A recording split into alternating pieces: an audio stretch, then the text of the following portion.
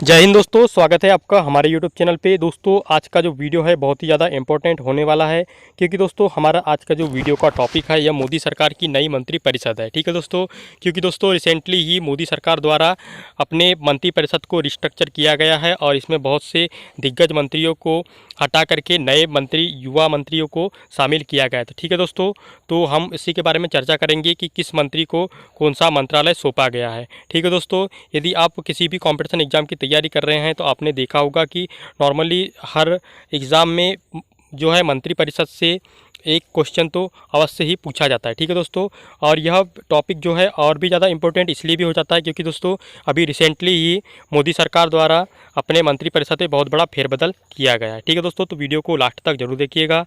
हम इसमें आपको विस्तार से बताएंगे कि किस मंत्री को कौन सा मंत्रालय सौंपा गया है और मंत्री कितने प्रकार के होते हैं और बहुत से जो है परीक्षा की दृष्टि से इम्पोर्टेंट जो है फैक्ट भी बताने वाले हैं। ठीक है दोस्तों, तो दोस्तों सबसे पहले हम पता कर ले कि मंत्रिपरिषद किन किन से मिलकर बनी होती है। ठीक है दोस्तों, यदि हम बात करें मंत्रिपरिषद की तो मंत्रिपरिषद में 3 प्रकार के मंत्री शामिल होते हैं। ठीक है दोस्तों, यदि हम पावर की दृष्टि से बात करें तो सबसे जो अव्वल दर्जे के मंत्री होते हैं या जो जिनके पास में जो अधिक पावर होता है यह होता है कैबिनेट मंत्री। ठीक है दोस्तों, इसके बाद में पावर की दृष्टि से अगर इनसे कम पावर वाले मंत्री की बात करें तो वे होते हैं सेकेंड नंबर पे जो आते हैं राज्य मंत्री स्वतंत्र प्रभार। ठीक है दोस्तों, ये स्वतंत्र प्रभार वाले होते हैं। इसके बाद में जो आता है नॉर्मली राज्य मंत्री। ठीक है दोस्तों हम आपको बारी बारी से बताते हैं कि कैबिनेट मंत्री क्या होते हैं, राज्य मंत्री स्वतंत्र प्रभार क्या होते हैं और राज्य मंत्री क्या होते हैं। ठीक है दोस्तों, तो सबसे पहले बात कर ले हम कैबिनेट मिनिस्टर की। ठीक है दोस्तों, तो कैबिनेट मिनिस्टर वे मिनिस्टर होते हैं जो जो जैसे कि सरकार है, सरकार कोई भी अहम फैसला लेती है किसी भी किसी भी मुद्दे पर या कोई भी अध्यादेश पारित करना हो तो दोस्तों सरकार द्वारा हर हफ्ते या हर 15 दिन में एक बैठक बुलाई जाती है। जैसे कि हम सुनते हैं कि मोदी सरकार या मोदी कैबिनेट ने यह अहम फैसला लिया। तो दोस्तों इन जो कैबिनेट में जो इन जो अहम फैसले पर जो है विचार रखने के लिए या फैसला लेने के लिए जिन मंत्रियों को रखा जाता है उन्हें बोलते हैं कैबिनेट मंत्री। ठीक है दोस्तों, तो यही वे लोग होते हैं जो जो हमारे पास सेंसिटिव इशू होते हैं, जो संवेदनशील मुद्दे होते हैं उन पर ये जो है यही लोग फैसला लेते हैं। ठीक है दोस्तों, इसके बाद में जो होता है ये जो होते हैं ये अपने विभाग के पूर्णतः स्वतंत्र होते हैं। अपने जिस भी विभाग में है या जिस भी मंत्रालय में है ये अपने मंत्रालय का फैसला खुद ही स्वयं ही लेते हैं। ठीक है दोस्तों, इसके बाद में जो होता है दूसरे प्रकार के मंत्री होते हैं ये राज्य मंत्री स्वतंत्र प्रभार होते हैं। ठीक है दोस्तों, तो ये जो मंत्री होते हैं ये इनके पास में जो मंत्रालय होता है उस मंत्रालय का फैसला ये स्वयं तो ले सकते हैं। ठीक है दोस्तों, लेकिन ये कैबिनेट की बैठक में शामिल नहीं हो सकते हैं। ठीक है दोस्तों, तो राज्य मंत्री जो होते हैं ये अपने विभाग के प्रमुख होते हैं, लेकिन ये जो है कैबिनेट की जो भी बैठक होती है उसमें शामिल नहीं हो सकते हैं। इन्हें तभी कैबिनेट की बैठक में शामिल किया जाता है जब इनके जो मंत्रालय से संबंधित कोई संवेदनशील मुद्दा हो और उससे संबंधित फैसले लेने हो तो इन्हें उस बैठक में शामिल होने की अनुमति होती है या इन्हें विशेष तौर पर बुलाया जाता है। ठीक है दोस्तों, इसके बाद में तीसरे प्रकार के जो मंत्री होते हैं हमारे पास में वे होते हैं राज्य मंत्री। ठीक है दोस्तों, तो ये राज्य मंत्री जो होते हैं इनका जो कार्य होता है जो कैबिनेट मिनिस्टर होते हैं उनकी सहायता करना। ठीक है दोस्तों, मान लीजिए कि होम मिनिस्टर हमारे जो है अमित शाह जी है। ठीक है दोस्तों, तो इनको जो हेल्प करने के लिए वो एक राज्य मंत्री रख सकते हैं जो उनके जो भी कार्य है उनको वे उसकी देखरेख करे और वे उसे जो है होम मिनिस्टर जो कैबिनेट मिनिस्टर है उसकी देखरेख में कार्य करते हैं। ठीक है दोस्तों, तो आप समझ चुके होंगे कि जो राज्य मंत्री होते हैं वे कैबिनेट मिनिस्टर की सहायता के लिए उनके कार्य में हेल्प करने के लिए बनाए जाते हैं। ठीक है दोस्तों, ये जो है किसी भी मंत्रालय में है यदि होम मिनिस्ट्री में है तो ये उस विभाग का जो उस मंत्रालय का फैसला स्वयं नहीं ले सकते हैं।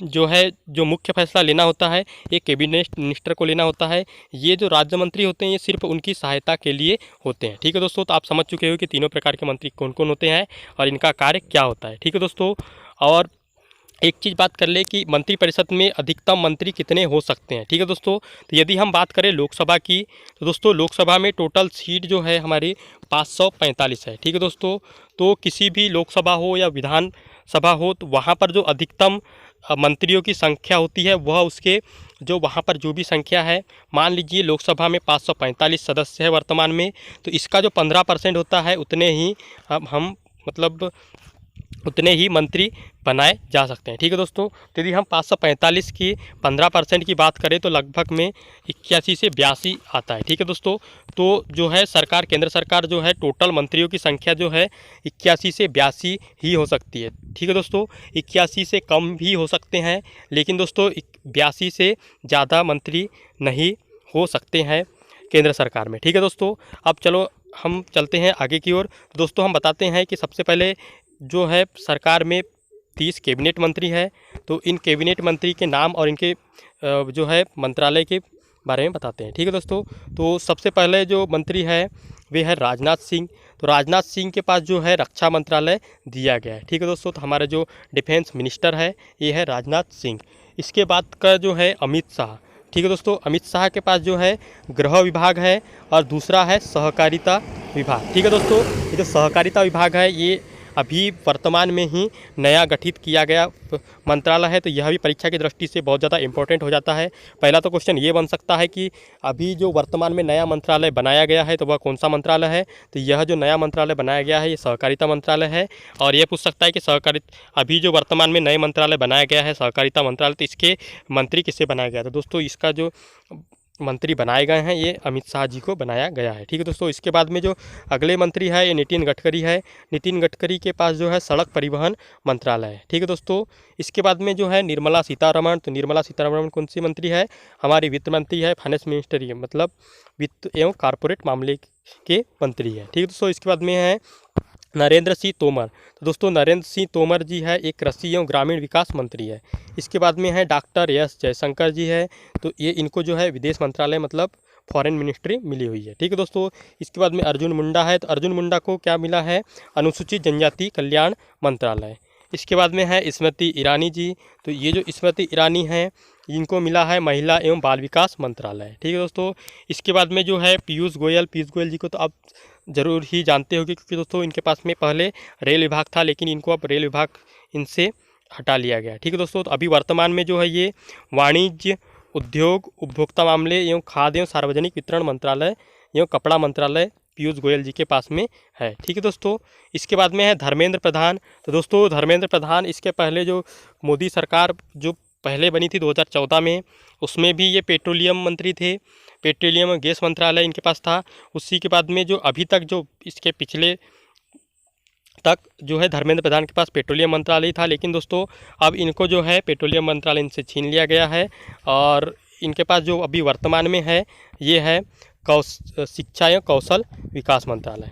इसके बाद में बात करें राजकुमार सिंह, तो ये है बिजली एवं नवीन और नवीकरणीय ऊर्जा मंत्रालय। ठीक है दोस्तों, इसके बाद में हरदीप सिंह पुरी है, इनको पेट्रोलियम, प्राकृतिक गैस एवं आवास एवं शहरी मंत्रालय इनको सौंपा गया है। इसके बाद में मनसुख मंडाविया, तो ये है स्वास्थ्य, परिवार कल्याण एवं रसायन और उर्वरक मंत्रालय इनके पास में दिया गया है। ठीक है दोस्तों, इसके बाद में है भूपेंद्र यादव, तो इनके पास में पर्यावरण, वन, जलवायु परिवर्तन, श्रम एवं रोजगार मंत्रालय। ठीक है दोस्तों, इसके बाद में है महेंद्र नाथ पांडे, तो इनके पास में भारी उद्योग मंत्री है। इसके बाद में है पुरुषोत्तम रूपाला, तो इनको जो सौंपा गया है मत्स्य पालन, पशुपालन और डेयरी विभाग इनको सौंपा गया है। इसके बाद में है जी किशन रेड्डी, तो इनको जो सौंपा गया है संस्कृति, पर्यटन और उत्तर पूर्वी क्षेत्र का विकास। ठीक है दोस्तों, इसके बाद में अगले मंत्री हमारे पास में अनुराग सिंह ठाकुर, तो अनुराग सिंह ठाकुर को सूचना एवं प्रसारण, युवा मामले और खेल मंत्रालय इनको दिया गया है। ठीक है दोस्तों, इसके बाद बात करें हम अगले मंत्री की, तो अगले मंत्री है प्रहलाद जोशी जी। ठीक है दोस्तों, तो इनको जो सौंपा गया है मंत्रालय संसदीय कार्य मंत्रालय सौंपा गया है और उसी के साथ में कोयला और खनन मंत्रालय सौंपा गया है।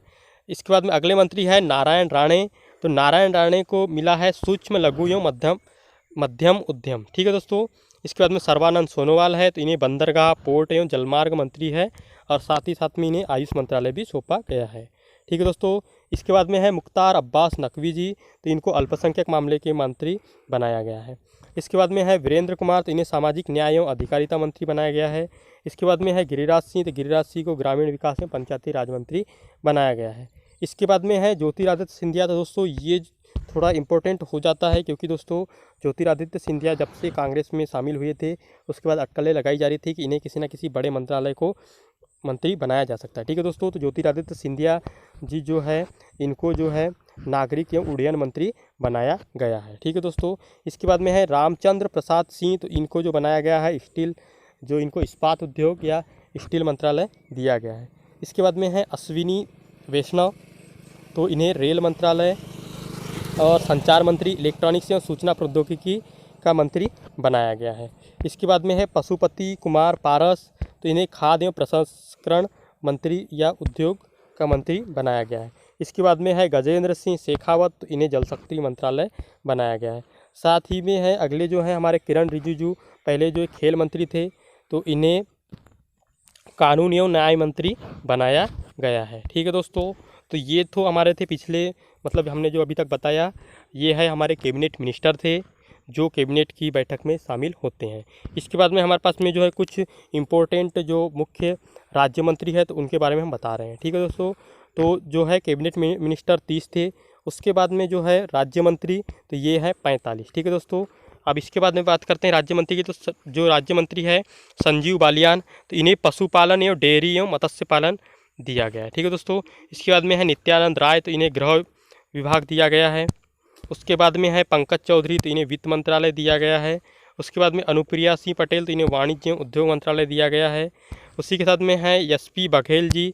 तो इन्हें कानून एवं न्याय मंत्रालय दिया गया है। ठीक है दोस्तों, इसके बाद में है राजीव चंद्रशेखर। तो कौशल विकास, उद्यमिता, इलेक्ट्रॉनिक प्रौद्योगिकी दिया गया है। ठीक है दोस्तों, हमने कुछ देर पहले ही आपको बताया था कि जो है ये जो राज्य मंत्री होते हैं ये कैबिनेट मिनिस्टर को सहायता करने के लिए बताया जाता है। दोस्तों आपने देखा होगा कि हमारे जो कैबिनेट मिनिस्टर है अमित शाह, इनके पास में है गृह मंत्रालय। तो मतलब जो गृह मंत्रालय के मुख्य, मतलब जो मेन जो मंत्री है वह होते हैं, मतलब वह है अमित शाह जी। लेकिन उनकी सहायता के लिए हमें यहाँ जो बनाया गया है गृह मंत्रालय राज्य मंत्री, तो ये नित्यानंद राय जी को बनाया गया है। ठीक है दोस्तों, इसके बाद में वित्त मंत्रालय तो निर्मला सीतारमण जी के पास है, लेकिन उनकी सहायता के लिए पंकज चौधरी को वित्त मंत्रालय राज्य मंत्री बनाया गया है। इसी के साथ में जो है कानून एवं न्याय मंत्री तो हैं, कौन है, हमारे किरण रिजिजू जी है, लेकिन उनकी सहायता के लिए SP बघेल को भी जो है कानून एवं न्याय मंत्री राज्य मंत्री बनाया गया है। ठीक है दोस्तों, तो इस प्रकार आप यहाँ देख सकते हैं दर्शना विक्रम जारदोल कपड़ा एवं रेल मंत्रालय इनके पास में दिया गया है। ठीक है दोस्तों, तो यहाँ पर ये कुछ हमने मुख्य जो हमारे पास में मंत्री थे जो परीक्षा की दृष्टि से इम्पोर्टेंट है उनके बारे में बता दिया गया। बाकी आप यहाँ पर देख सकते हैं फग्गन सिंह कुलस्ते है, तो इन्हें जो है स्टील मंत्रालय एवं ग्रामीण विकास मंत्रालय दिया गया है। प्रहलाद सिंह पटेल है, तो इन्हें जल शक्ति एवं खाद्य प्रसंस्करण मंत्री दिया गया है। दोस्तों इनके पहले के मंत्रालय ही पूछा जा सकता है। यदि बात करें हम प्रहलाद सिंह पटेल की, तो इनको जो है पहले पर्यटन मंत्रालय दिया गया था।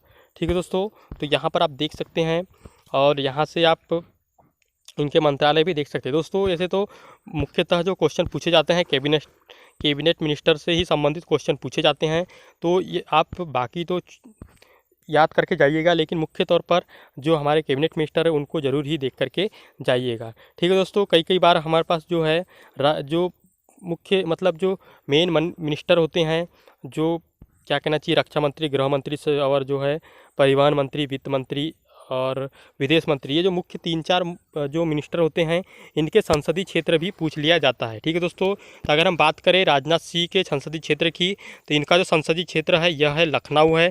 ठीक है दोस्तों, उसी के साथ में बात करें अमित शाह की, तो इनका शायद अहमदाबाद है। नितिन गडकरी जी का नागपुर है।